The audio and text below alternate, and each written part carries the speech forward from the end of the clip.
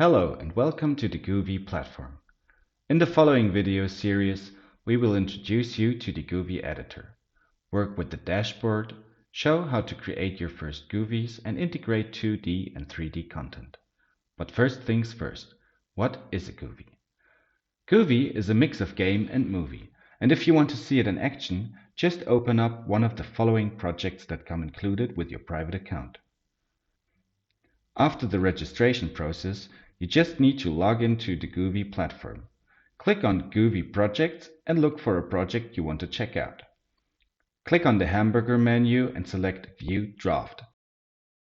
Now play around with the model or the navigation panel at the bottom. To interact with the scene, you just press and hold the left mouse button to rotate, click the right button to move, and use the scroll wheel to zoom in or out. At the bottom, you'll find a navigation panel that lets you control the presentation. Skip slides back and forth,